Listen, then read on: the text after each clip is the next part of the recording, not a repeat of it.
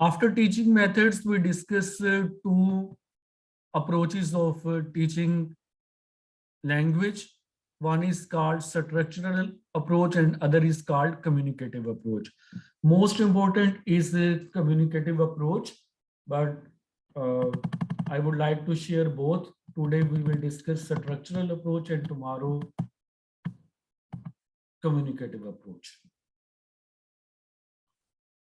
Structural approach means the arrangement of words in such a way as to form a suitable pattern of sentence. The mastery of sentence structure is considered to be mere with uh, more than the acquisition of vocabulary. In structural approach, content words are also taught. The selection of content words is directed by their usefulness, simplicity, and teachability. That's the significant point. Selection of content words is directed by their usefulness, simplicity, and teachability. An appropriate situation should be created to practice the structure and to relate its meaning to it and to build up a vocabulary of content words. Even structure is separately taught. Term is predating in an appropriate situation.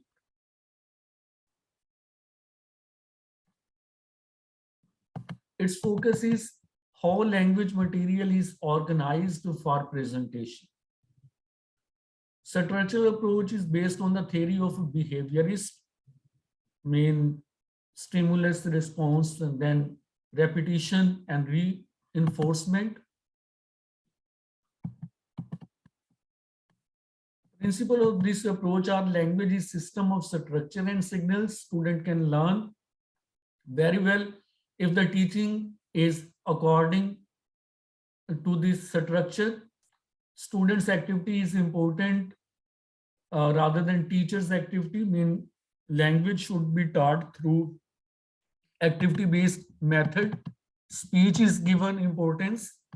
Formulation of language is a habit, and that can be attained by arranging words in proper pattern. Language learning may be easy if language is presented into small structure which clears the concept of the language. Language learning may be effective if structure of language is presented in the context of child's mother tongue. The effectiveness of language learning depends upon the quantity of the subject matter.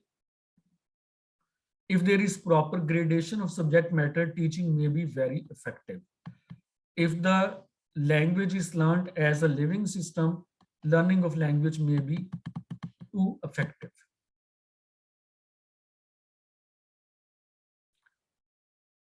Advantages of this approach are structural approach helps student to learn very fast because subject matter is present in form of structure.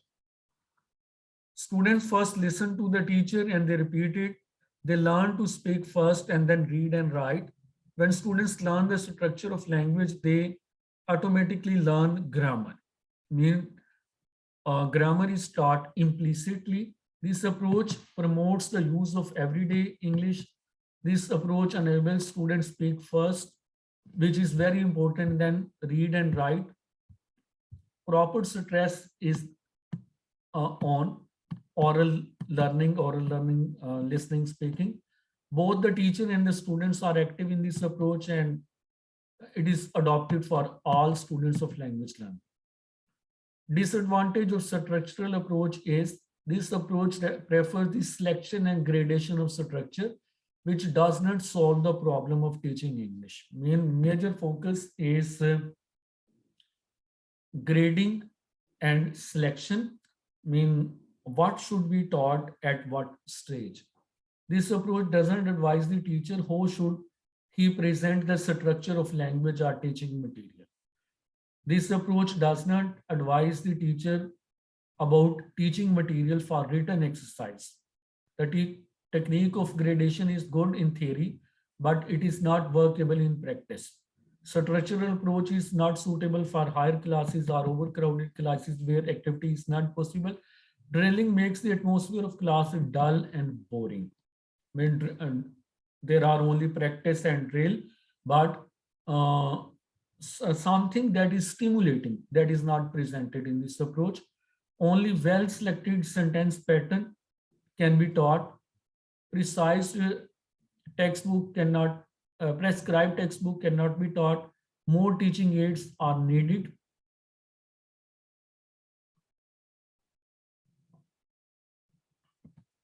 That approach can be a hindrance to complete the syllabus.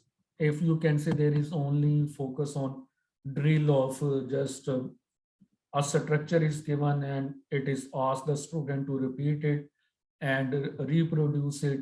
So it will take time, and if class strength is, you can say, exceeds the number of 30, we can imagine what will be uh, the situation of completing our syllabus.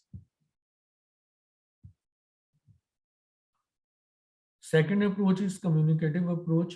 We will discuss that approach tomorrow.